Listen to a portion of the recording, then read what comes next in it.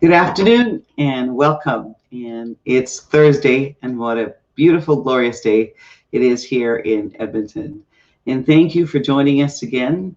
And we are pleased today to bring you an update on COVID, real estate, the stock market, and investments. And we're happy that you're joining us today. We thank you for staying home, staying safe. And I'd like to welcome to our studio today, Dr. Justin Sebastian. Welcome, Justin. Good afternoon, Sally. And how to are everyone. You? I'm good. How are you? Thank you for having me.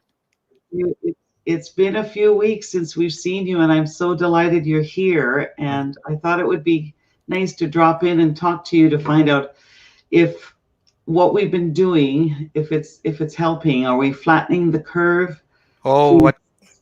Yeah, Sally, it's as frustrating as it is, it's certainly making a difference, and what we continue to do will continue to make the hugest difference. So, I'd like to encourage all the viewers that everything that everyone is doing continues to make the difference. Yeah. So self-isolating, social distancing, and just being responsible when you're out in public, when shopping, and just that behavior. So everyone monitors themselves is essentially what is required. And when you ask about the curve, I think, certainly the curve in terms of infection related to travel has started to flatten, or it is flattening. And, unfortunately, we're having some of those community related cases, and that too, they seem to be, in the recent days related to some hot spots like the meat packing plant and certain long-term care facilities. But we are aware of those, and we're monitoring those hot spots, and the contact tracing is just phenomenal. What's going on and how we're able to monitor the progress here in the province, actually. So. That's where we're at, and yeah. So, as far as testing, what we're hearing is that we in Alberta are testing a far number more people than in other provinces. So, correct. Yeah. Can you tell me whether the testing is standardized or? Yeah, well, there's different. When we look at standardized, there's different ways to test. There's different testing kits that are available, but. You are correct. We're doing a lot more tests than a lot of other jurisdictions are. And I think the importance to that is, you don't know what you're dealing with if you don't test to see what's there. Sure. And we should be very proud to be here in Alberta in that respect, that, we're leading in terms of the number of tests we do. We have been, and it will always give us a true sense. If you don't test and you don't see the results, we don't know what's hidden out there. And I think some other jurisdictions have certainly struggled to, maybe not in Canada, but outside as well, to be able to test to the degree that we have. It's overwhelming, the information that's available. Some of it, I'm not sure how accurate it is. There's lots of stuff posted online, lots of theories and a host of things. But on a local basis, we here in Alberta and in Edmonton, I think that a lot of us have a lot of trust and faith in our system. Sure. Yeah. And That's go ahead. Sorry. Yeah, that's a good comment you're making, Sally. There is sensible information, there is misinformation, and then there's the truth. And I think we always want to know what's the truth and the sensible information. And I think as a member in healthcare, the information that a lot of the information I see is quite similar to the information that the public is getting. So there's, we're hearing it. Sometimes I just go to global news and I hear it. I'm as informed as you are through that information. So we're grateful that way as well too. Everything is very open book, and there's no hidden information. But you have to go to the right sources to get that information. True. So what I'm hearing, I think we can trust what AHS is posting about the results. Absolutely. As a member of AHS as well, I can assure you that what we're hearing is the truth, and it's sincere. That's what it is. Yeah, for sure. So I've had a number of people since I exposed that you were coming on today. So I've had a few questions text me. Yeah. So one question that came to me that someone is curious about, with all this testing, is it possible this is also a means or a ways for them to collect our DNA?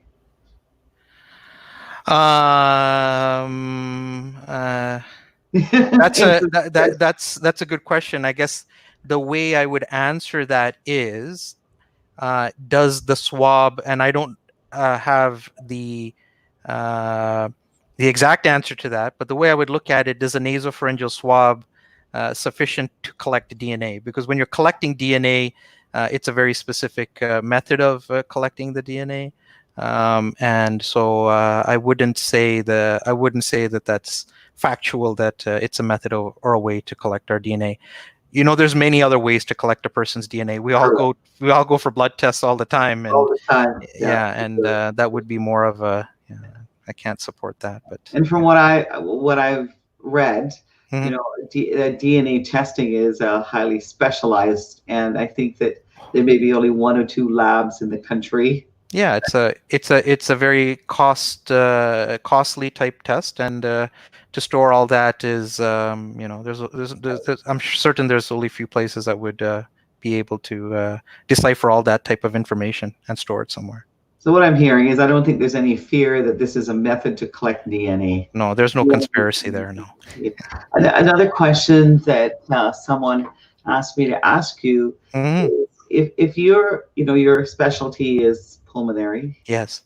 And so if you are currently, compromised or have a weakened pulmonary situation, are there other things that they can do to further protect themselves other than what we're hearing? Yeah, with the underlying medical illnesses, including those that are respiratory, I think the universal precautions fits everyone. So social distancing, self-isolation is what it is to be. Should an individual contract the illness, I think we're still seeing that it would affect the more elderly people and individuals with more medical illnesses more adversely than it would in a younger situation. It's a general statement: taking care of your health, making sure all aspects of your health conditions are fully optimized, and is key. And I get the same questions from my patients, and I try to reassure them that when you're under proper medical care, we hope that those medical illnesses will be fully optimized, and likelihood of things getting worse might be reduced. And lastly, we're there to help. I think everyone who has doctors involved in their care and their medical conditions, we're there to help. There's. And so in your clinic, you're still seeing patients and you're back to back? Yeah. So in my practice, and I'm sure with many physicians that are out there that have been in practice for quite some time and have a large caseload of individuals. I mean, in my practice, I'm certainly available to follow up with the patients that I had scheduled over the telephone, obviously at the moment, and then for those that need urgent consultation, I try my best to provide some service through the telephone, and also certain tests are still available to get done, and yeah, we can still gather a fair amount of information just by speaking to a person over the phone, although not ideal, but yeah. So from what you gathered and hearing, or a lot of other types of elective surgeries and various different surgeries, a lot of things have been put on hold? Yeah, that's right, Sally. A lot of the things that are done electively, and a lot of even the consultations that I would do that would be considered elective are put on hold. So, I'm presuming there's going to be a backlog as things get back to what we consider somewhat normal, and that's going to be in a staged manner as well. So yeah, there probably is a lot of things that a lot of catch-up work will need to be will need to be done when things start up again as well. Well, we may need to allocate and put more money towards our hospitals and developing more OR units and things like this, right? So, sorry, Justin. Yeah, once the current situation is dealt with, we'll have to deal with the next situation that presents as a result of the current situation. Yeah, for sure. So it's the question that everyone asks all the time. How long? Wow, that's a tough question. You asked me the question. I'm looking left and right to ask someone else. What's Sally, we really have to play it by ear. I think that there's other provinces. I heard today that Saskatchewan is starting to reopen their economy, and I think everyone's eyes will be on them. And I think if we look at our neighbors down south, there are some states that are, I think Georgia, for instance, that is starting to reopen the economy, and we look at at China as well too, and we haven't heard anything terrible, or that there's a second peak in that respect. I do believe there are cases, and but they're well, they're being studied to see. So yeah, there is a light at the end of the tunnel, though. So for sure, for certain, that is for sure. And it'll be interesting to watch others who decided to, and it's fine that we hear about Sweden, we hear about other countries. We're looking at China, who've opened up, and of course at home, Saskatchewan, and then of course our American friends. But I think a lot of it will probably be determined by, once we're allowed to do things, it's how we, the public, behave. And I think that it's important that the basics that we've learned, even as we were taught, wash your hands, don't touch your face. And if you do have access to a mask, wear a mask.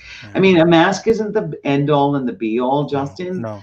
But I can, oh shoot, I wanted to show you. In the beginning, a friend of mine made masks from shop cloth, with staples and rubber bands, and so also my brother had ordered some weeks ago, and they did arrive.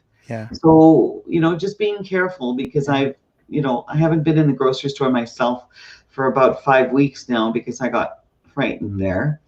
My husband does go to the grocery store, but he wears a mask, whether it works or not. But it's just an effort, right? And we don't stay long in the grocery store or the drugstore.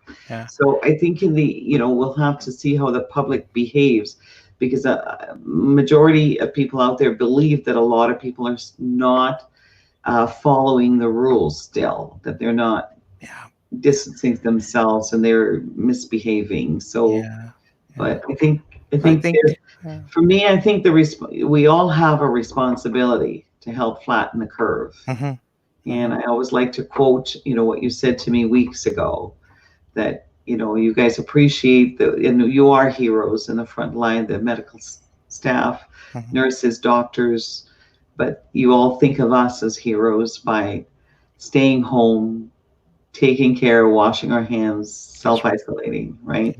So I pass that on to a couple people and they like that. No, okay. Yeah, Thank you. so Yeah. thank you for thinking of us as Sure. heroes. Sure. Yeah. But I mean, there's no question that people are anxious to get back and doing something because, on an economic level, it's affected people dramatically. And a lot of people are concerned if we don't try to attempt to open up, Alberta, right, Mm-hmm. had already been in a very crisis financial situation, and Yeah. then now we're faced with COVID. So, Yeah.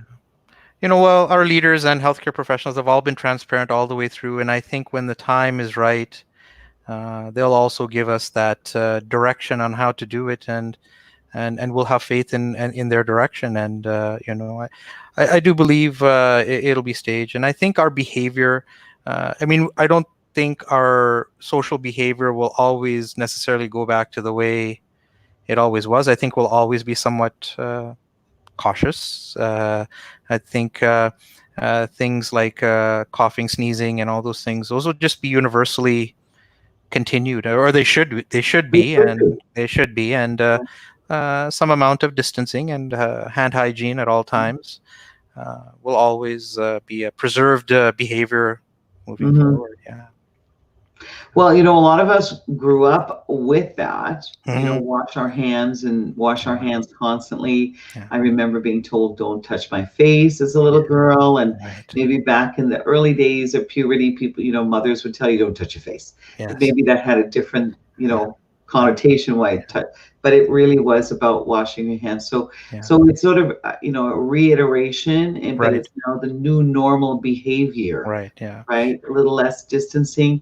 I mean, Yeah. there was always a bit of concern that in North America, and we were getting a little too huggy and a little too close. Yeah. Sorry, Yeah. but I mean some distance, because Yeah. you can, even with colds, and Yeah. we're seeing that in schools and preschools and play schools, where some people have chosen not to vaccinate children now, and some have. Right. But, I mean, children come home, you go to school, and they bring a cold, right? It's the same thing. You can share all these things that come up, flus, Yeah. colds, Yeah. whatever is going on in school, right? So Yeah. the key is really keeping Hmm. hands clean, no Yeah. touching face. Yeah. You're most correct in that, Sally. A lot of these behaviors were mostly advertised around the seasonal flu. Every winter, fall, and early spring when the flu is up and about. But in my practice, respiratory viruses I'll tell you, they're present year round, and so those practices, COVID or not, it's not just a seasonal thing. It's just an always. It's should be practiced all the time to protect yourself and others. It's just, Of course, yeah, yeah. No, new normal behavior. It should be yeah, daily. It's a habit. that's right. Right? That's right. Just like saying please and thank you, That's right. right? Wash hands, keep yourself safe. So, so I gather that you'll all still be working this. So it's 7 days a week, basically 24 hours a day. Everybody's on call, and Yeah, on for those who are on call, and then from the practice standpoint, I mean, my office is, the hours are the same as they were even before COVID, and I guess I can be on vacation, but I'm not really going anywhere. So sometimes it's just nice to come into the office and take care of phone calls, and so it is business, business as office hours as usual, and business almost as usual. So to speak. almost as usual. Well, that new phrase, essential, right? More Yes. now than ever. I've always known you're essential, but you're more now. It's a capital shout out, essential. Thank Right? you. Yeah. So, Yeah. but I hope you and your family are well. And Thank you. I can tell you, in my industry, we are working very hard to getting Mhm. people mobilized and moving forward. And I think that several weeks ago when we chatted, that the banks are on board, the lawyers closing land titles. So we're trying to motivate people. Part of the thing in Alberta, of course, is jobs, Okay. but there will be a percentage of the market that need to make changes and move forward. And we always wait a little bit for the spring market to increase. We're seeing some mobility. People are wanting to make moves for sure, and we have COVID protocols in place for buyers and sellers. We have questionnaires and things like that. So from the real estate side, I wanted to encourage you that yes, we are here too, 24/7, right? Making calls, Right. right? Right. Making calls. So, but I think we all get back, to a new normal. Isn't that the coin phrase? Correct. Yeah. The new normal. There is a light at the end of the tunnel, and I know how busy you are, Justin, and I'm so grateful that you're here today to share this. Yes. It's always good to hear one-on-one from someone on the front line and someone who's working so hard to keep us well and safe. And trust me, we the people I know and I myself, we are behaving, and it is strange. Like yesterday I went to show 2 properties, and vacant ones have different protocols versus occupied. Yes. Show up with your hand spray, and I have my mask, and we're not touching anything. And yes. Well, but that's okay. It's okay. We'll get through it. But that's right. When it comes to buying a home, you do have to experience the space. But we're eliminating a lot of things, right? So we're reducing the number of places we go to. Yeah. Well, I want to thank you. Thank you. And if there's some parting wisdom that you want to say to us, and I hope that you'll come back and visit us. So please. Yeah. Well, the message is the same: social distancing, stay safe, and we'll get through this. There's something to look forward to, not just the weather, but true. We will get over this. Yes. And I know that they're working very hard on a vaccine. They are. It will take its time, though. That's a process. Yeah. But in the meantime, the basics, it's very basic. It costs nothing to implement and keep yourself safe, right? That's right. Yeah, for sure. Well, thank you very much for joining us. I appreciate your time, and you're welcome to come and see me and all of us anytime. Sure. Thank you for having me, Sally. Anytime. Take care. Take care. God bless you. Bye, Justin. So that was Dr. Justin Sebastian, just an absolutely fantastic person, and very essential and very committed to his patients and to his family and his friends. And I was delighted to hear that, what we're doing, we have to keep doing this, right? So we are making a difference. And it's always a pleasure. It's always a pleasure to hear from someone on the front lines. And thank you so much, Justin. We all need to keep ourselves safe. We are going to get through this. And I agree with you. There is a light at the end of the tunnel. So it's Thursday. And so we've been blessed every Thursday to have Leo Dieste from the Scotiabank to give us, and protect us and give us a nice Coles Note version of what's going on in the stock market, and as well as the investment side of things, right, which is always at the forefront of our mind. Please welcome Leonardo. Are you there? Yes, I am. Sally, can you hear me? I can. Awesome. Yes, the audio and the visual is good. Yeah. Great. Thank you for being here today. And I hope you were able, if you're backstairs listening to Dr. Justin Sebastian, he's such an amazing man. Yeah, I really like Dr. Sebastian's perspective. And I thank Dr. Sebastian and all the other healthcare workers and essential staff keeping us some safe and some sane through these times. And sane. Yeah, safe and sane at the same time. Yeah, for sure.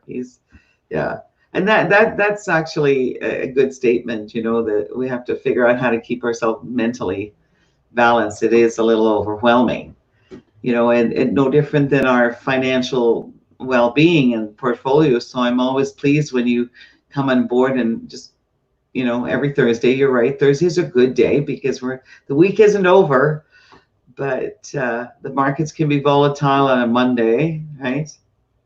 Yeah, I like Thursdays because it gives us things are moving very quickly.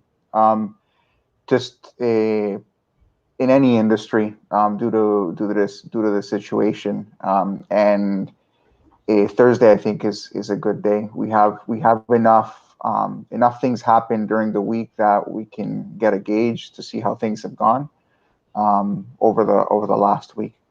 So this week has been an interesting week. We started the week with a bit of a slide due to negative oil prices, and we saw a recovery yesterday due to the comeback of some of the barrel of oil.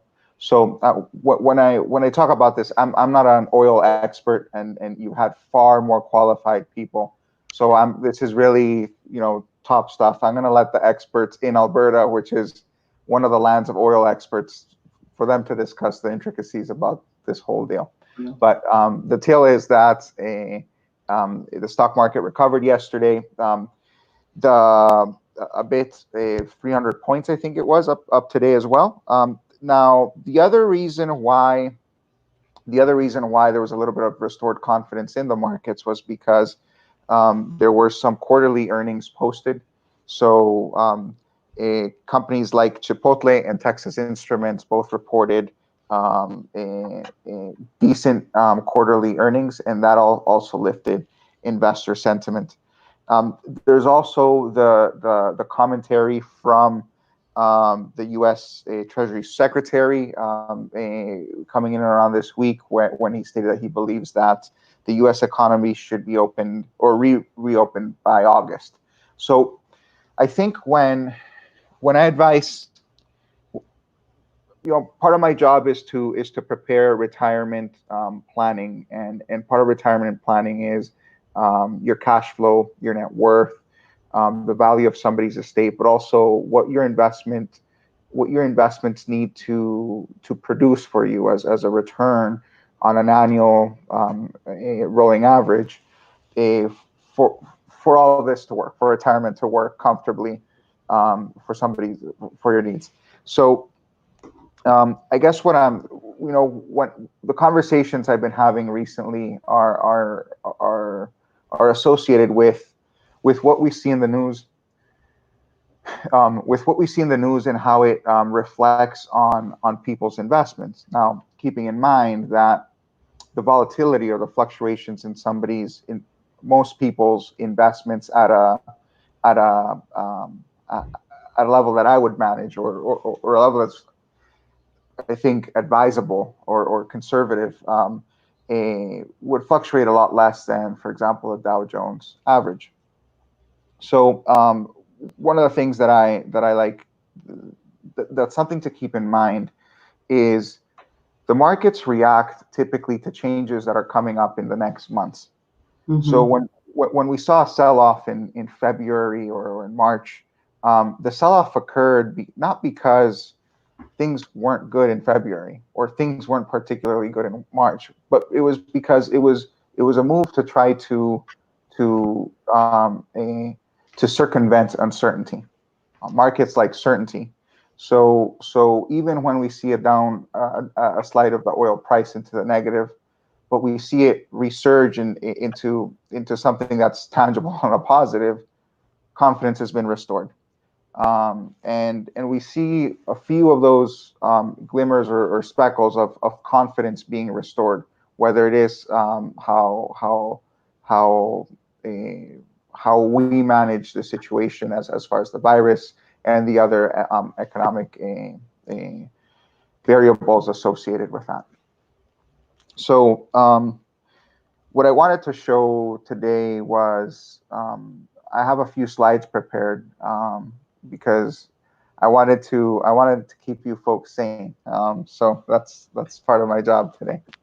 Before we get into that, if you don't mind, I see a question here from a viewer. Oh, great. I had asked Dr. Sebastian. He actually replied a question of, I'm just going to read it out loud if that's okay. I'm not a medical professional, but just a messenger here.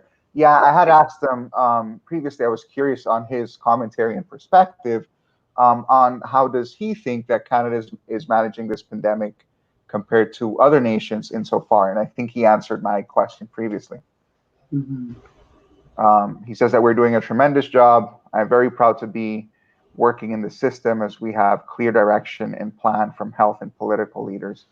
And you know, that's the answer from somebody who works in the field, who's in the health, who's in the healthcare side. But the clarity, the direction, and the sincerity also helps on the market side as well, because that too helps give confidence and predictability as to where things could go. So back to the question about purchasing gold bullion. Hang on, where'd the question go? I'm looking to buy gold and silver bullion. What recommendations do you have? I like to be able to touch on it. They want you to answer this question if you can. We have channels depending on where Jerry banks are. There are channels where you could purchase a gold and silver bullion. I manage investment portfolios. Okay. So while I have while people might have their own silver holdings that are in bullion, that usually is arranged through a type of brokerage. So through Scotiabank, that can be arranged. I know that iTrade does it. I know that it can be arranged via the branch as well. And if Jerry's curious, Jerry, please send me a text or give me a call, and I will direct you to the line of business that will be able to assist you with that. Okay. Now, I mean, that's a good question. A lot of people are interested in buying commodities of silver and gold.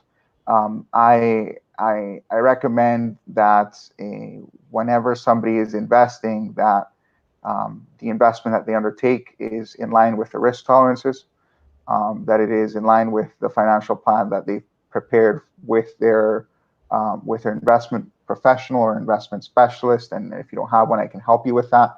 And lastly, diversification is a big role in anybody's investment. So if people want to invest in a certain area or a certain stock, that's fine and dandy. But how does that fit in with the overall picture? Sure. I don't want to equate investing to gambling or anything like that. But what I'm trying to say is that if you have 12 horses racing, you're better off with the average of the success of the 12 horses racing consecutively forever, rather than placing all your bets in horse one. And that actually relates to one of my screens that I had. Okay. I'm going to interrupt again. I'm sorry, Leo. Before we go to your screens, this might have been a question actually for Dr. Justin I didn't see, but perhaps maybe I'll. It is, yeah. What do you think the difference between Saskatchewan opening up and not Alberta? It's So Kathy, we'll get Dr. Justin's opinion. I'll send a message to him. I'm sorry I didn't see that question. But Leo, I mean, you're on the investment side. As far as economy, I really refer all the health questions to the health professionals. It would be unprofessional. Like, one of the things is there's a saying in my office is like, there's three things that I won't really discuss because I think it's family, politics, and I think now COVID is starting to make the rounds into that. I think the health questions need to be with the professionals. I need to advise people professionally on their 3, 5, and 10-year plans, and that's in a world with COVID or without COVID. That's in a world with possible that we can't predict. With that being said, I'm going to let you share your screen with us and inspire us, right? Yeah, so I wanted to talk about diversification real quick, and let me see if I can share the screen.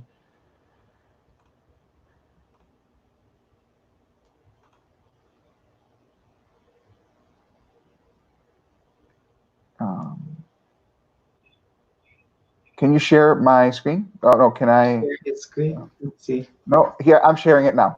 You got it. All set. You got it. Yeah. Can you see Perfect. it? There. Are you able to see it? It's yeah. We'll take the banner off and clean that up for a second. Yes, of course. Love the colors. I can see that. Girls love Thank colors.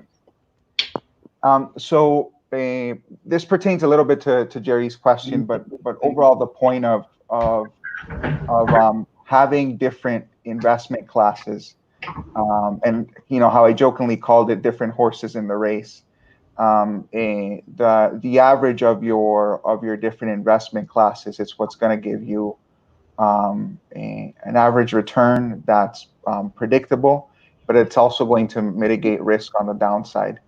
So if we look at this particular slide, what it's trying to show that I'm trying to illustrate that from 2010 to 2019, there were different winners in different years, and those winners were different set of investments in the market. So, for example, in 2010, the highest performing was Canadian small cap, and that's based on the BMO small cap index. Now in 2019, which is 10 years later, almost 9 years later, the strongest performer wasn't Canadian small cap, it was U.S. equities, and that's based on the S&P 500. So now, what did that the Canadian small cap do in 2011? So if it was the biggest winner in 2010, how did it perform in 2011?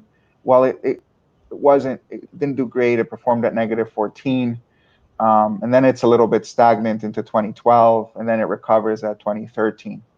Now, what I'm trying to illustrate here is as long as the investment solution, it matches your risk and your plan, which is the most important part.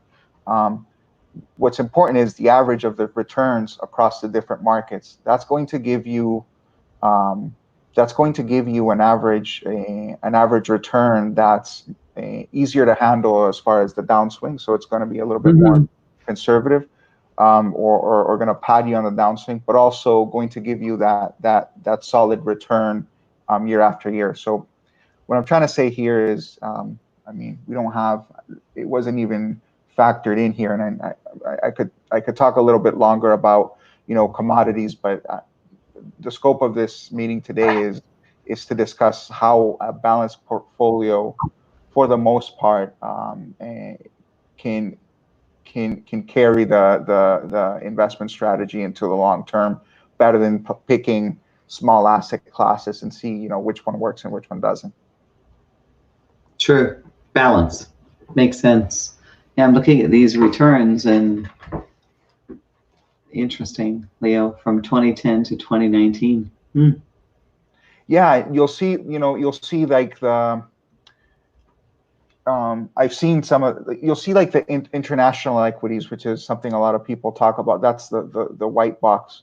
2010, it's at 2%. The next year, it's at -2%, and it's a strong performer in or around a few years. But it's also a poor performer in around a few years.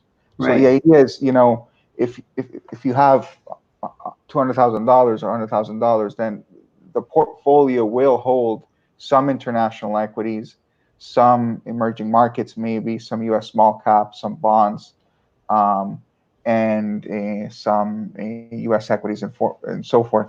Interestingly, in your field of work, there's the Canadian home prices, and that's factored in as well. And let's be honest here, the price of your home is, in many cases, not only is it the place that you live, but it also is a component of your long-term investment strategy, and that's important too. True. Wow. There's a lot to digest there. Is this? Might have to figure out how we can print that. Oh, next. Go look at the graph. Oh, yeah. So I wanted to keep you guys sane a little bit here. Okay, let's keep this. Yeah, good. Sanity. So how do I start this one here? Okay, yeah, perfect. Oh, I'm getting a little bit of a freak. Sorry. Give me a second here. Okay. not perfect here. So I just wanted to show you this graph. Now, for the most part, no, not for the most part, half of these, each line represents a different type of investment. Okay. The one that's this green line, that's the S&P 500 index. That orange line is an actual product that I help distribute, which is the Dynamic Global Growth, very popular in its field. Then we have a very conservative portfolio, which is number 3 here.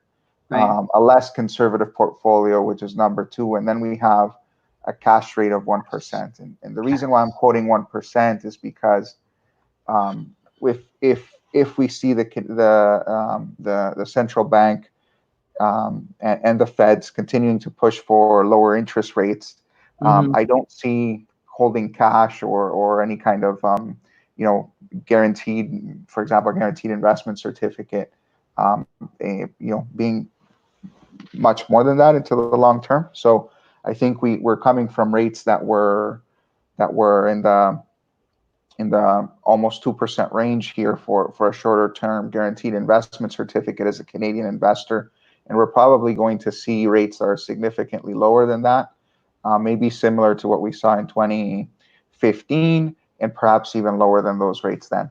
But I don't like to predict. I don't get into the business predicting too much. But I don't think, my opinion is that it's, I'm putting in 1% there because I don't know what an average return is going to look like, and it's probably not going to look great. So I guess what I'm trying to illustrate here is comparing these different holdings. And the question is when you're looking at when I help customers look at their retirement strategies and investment strategies, we have to figure out what the timelines are like. And okay. I sincerely hope that everybody's retirement strategy or investment strategy is not a sprint, because if we're retiring on a sprint, then we're trying to really close retirement. We are retiring to really close retirement quickly. So I'd like to think of retirement more as a very long marathon, maybe an ultra marathon, because your retirement should be long, should be comfortable, and after all, that's kind of what we're all kind of prepping for in many ways. True. So what I'm trying to illustrate here is the average return on a that's only a 5-year, and Is most people retire. Yeah, that's just a 5-year return. So if somebody started with $150,000 in these different investments, what they have now, and look, the first quarter this year has been poor. It hasn't been a great quarter. We don't have a lot of very happy people, but we do have some happy people. And I think what keeps you happy is providing context. If we're retiring in 15, 20 years, and after retirement we're living another 15 or 20 years, or if we're retired now, if I'm retired now, and I'm planning to live another 15 or 20 years, then the timeline should really be 5 years or more. True. As far as an investment strategy. Yeah. So what I'm trying to illustrate here in the end is that for a 5-year holding pattern, even after we consider the effects, and this is dated March 31st, 2020, because I didn't have any newer data for this graph. I predict that the one that I would be able to end up is comparable. If somebody invested under $50,000 5 years ago, they'd have 157. But if we start to look into those types of investments that are a bit more tolerable as far as risk, for example, a conservative balanced investment, or a balanced growth investment, then the average return becomes 3.73.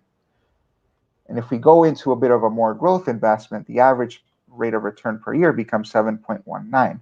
So the difference over the long term could be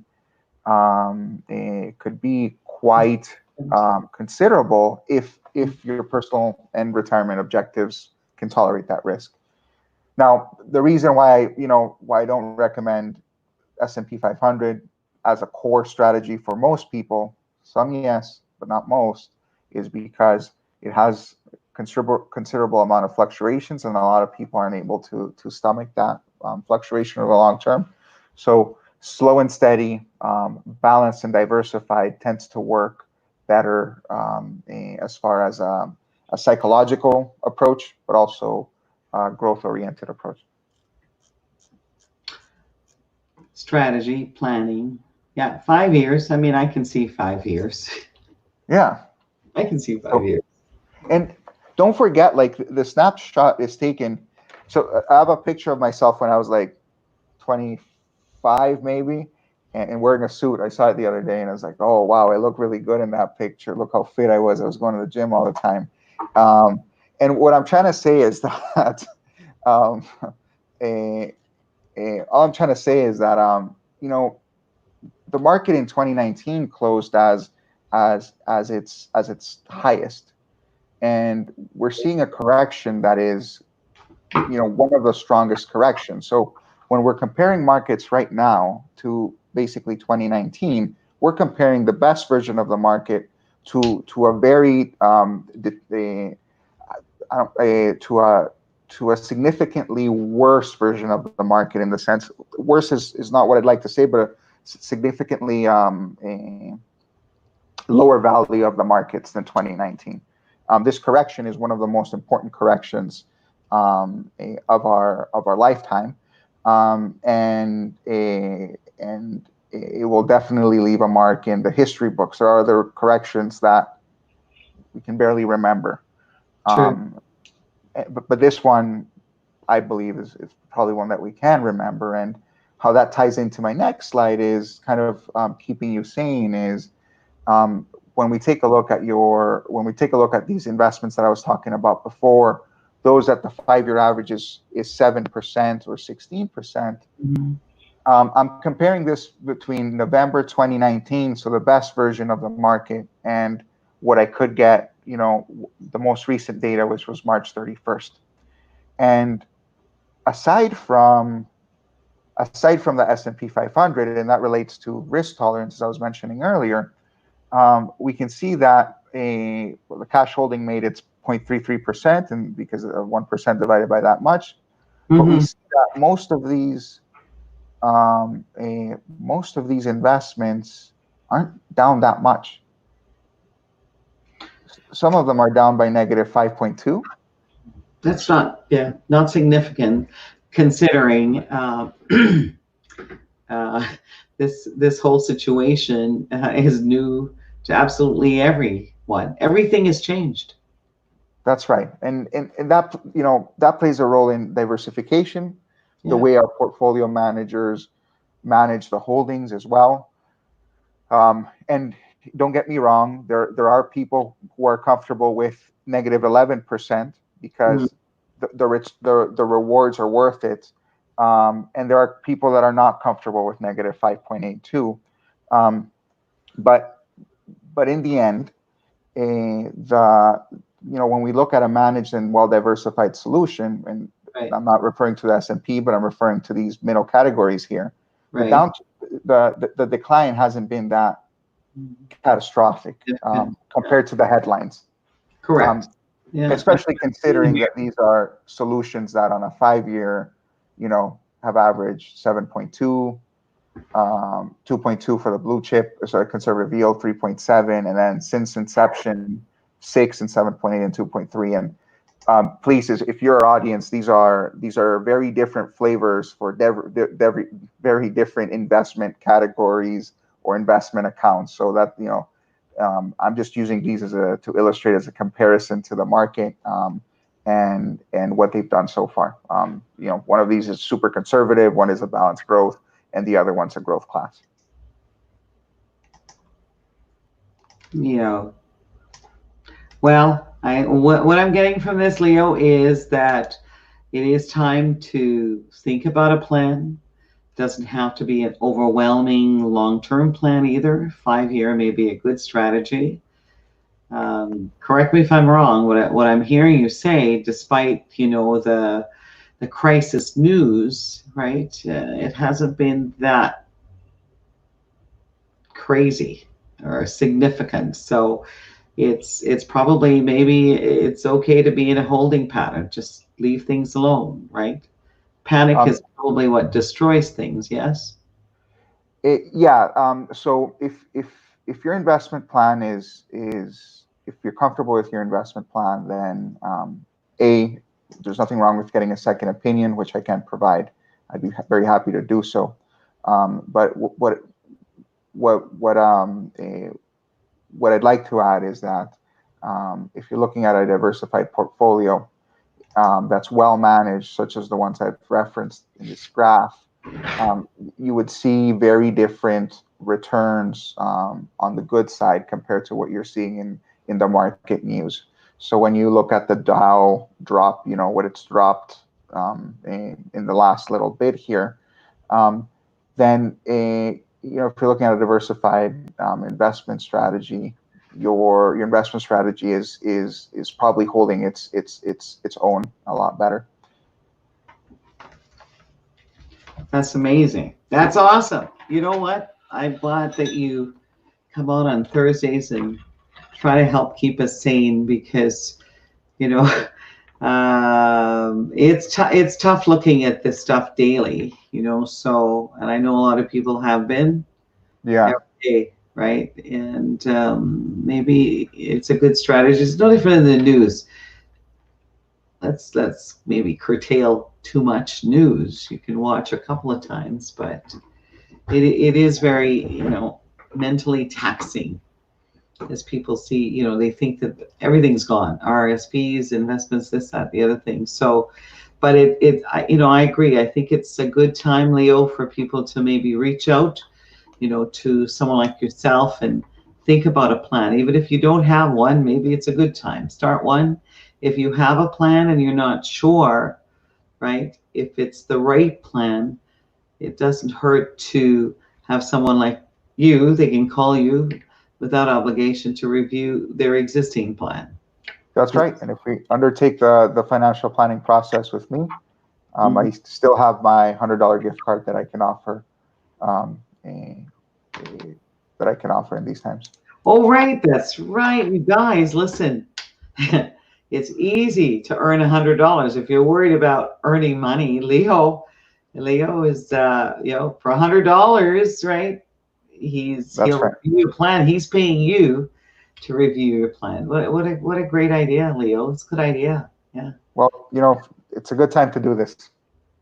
Absolutely. Now that we have extra time, that's what we need to be doing. Okay. And it can be done virtually. I see you're doing a lot of virtual meetings. Yeah, all my meetings right now are Skype. I use Skype a lot, and phone calls as well. We conduct. There are some customers that are not up with the technology, so I'll send an email and then they'll reference the email and then we'll get on the phone and we'll talk. But we can preserve social distance measures and conduct business through video conference, sign forms through video conference. There's a lot we can get accomplished. Now, together, as Dr. Sebastian said to us, there's a light at the end of the tunnel, and together, I think we achieve greatness. So we will have to stick together and work together and share together, right? That's right. No one has all the answers that we've never had.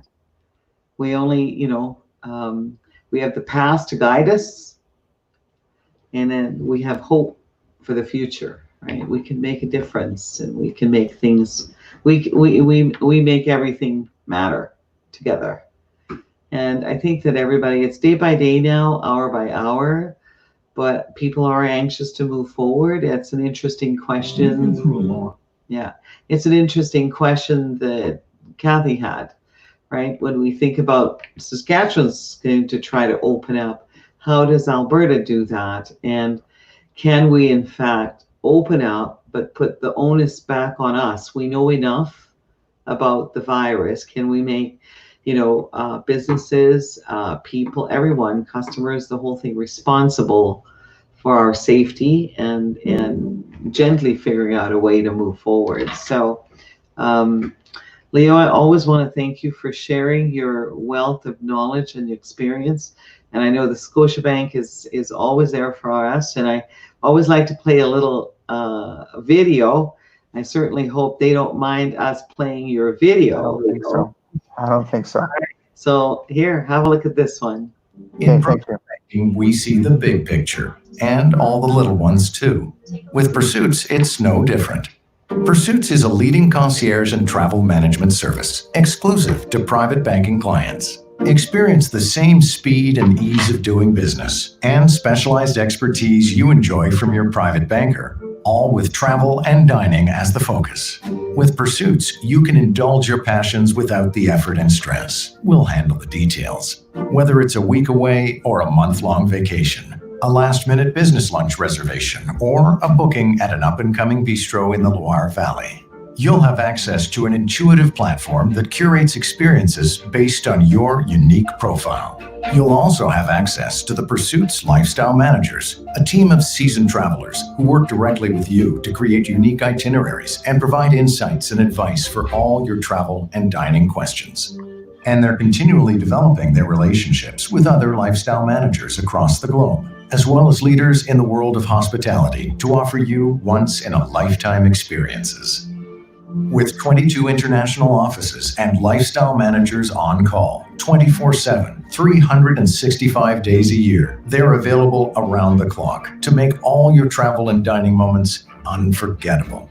For what you treasure most, Pursuits can make it happen. Talk with your private banker to get started.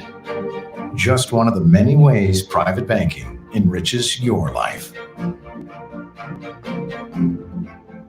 So Leo, I like the word pursuits. So together we're going to pursue some of those things that we just saw in the video. And I know that you can connect people and you have access to merging them with private banking. Yeah. At, work closely with our private banking partners. Correct. So yeah, they're part of our resource and customer relationship model. So you can coordinate all of that, but you see all that, you see the airplane, you see the vacations. Those are things that we will achieve in the future again. I hope you know which one appealed to me the most. The one where the guy's having a coffee. Out of all of those images, that's the one I liked the most. I was like, oh, that's what I want. I think that's what we miss the most, right? It's not the same having a virtual coffee. I must say I do have virtual coffees with friends, and I would like to continue that. It's not quite the same, but I welcome you to join me for a virtual coffee in the mornings and afternoons. And I make a latte. Hello. Not sure how I communicated to you, but Leo, that was wonderful, and thank you.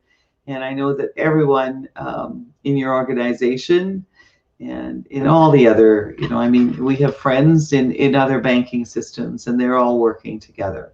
You're all being very, I think I sense that there's a bunch of collaboration and sharing of ideas between the big, I always like to call them the big fives, right? The banks. It's a small community. So sharing ideas and how to move forward with this new normal that everyone calls it, right? So anyway, tomorrow is Friday, and Friday is always a fun day leading into the weekend. And so our friend Terrell Edwards, he stops in on Fridays. You met Terrell. Terrell is doing some interesting things tonight. Actually, Terrell is live at 8 o'clock.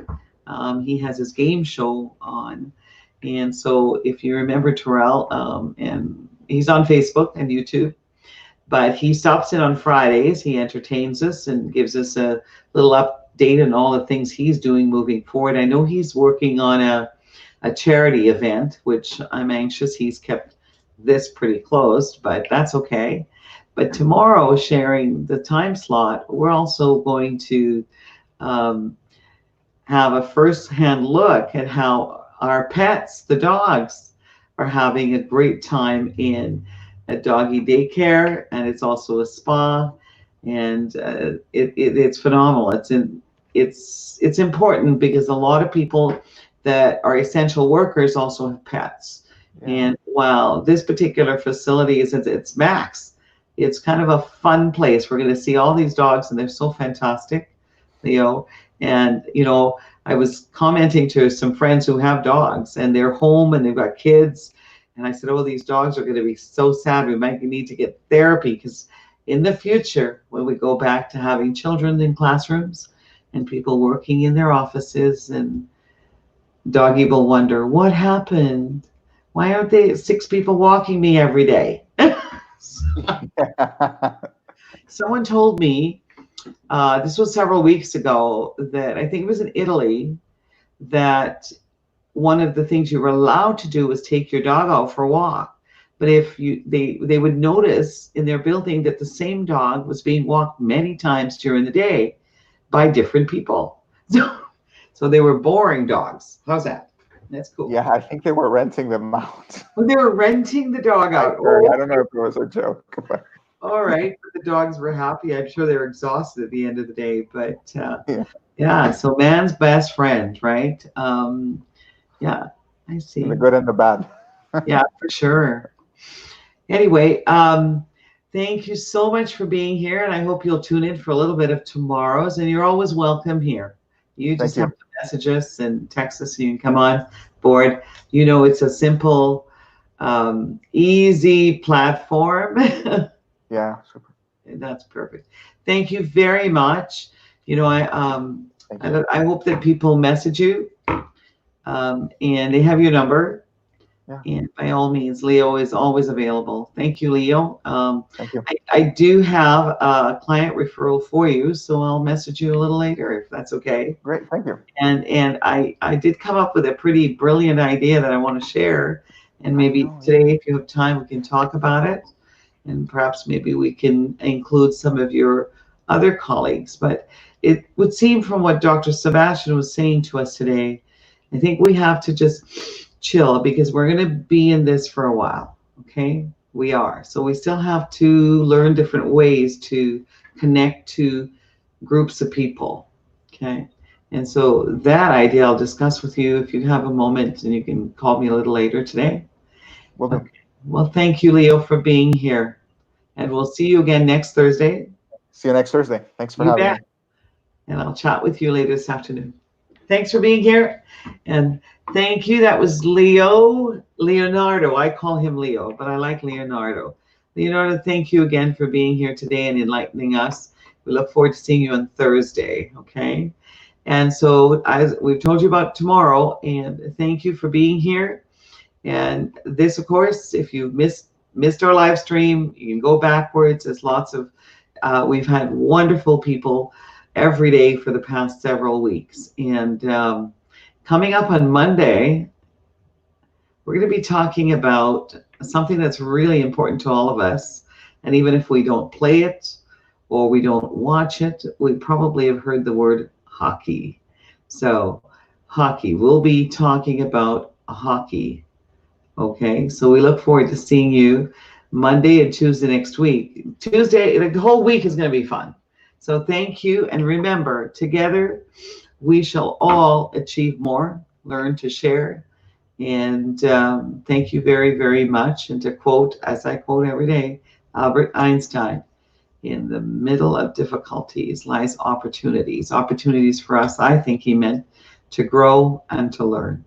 So thank you for joining me today, and tune in tomorrow. We will be featuring new listings as we do on the weekends. We will have open houses. So I want to thank you all for being there.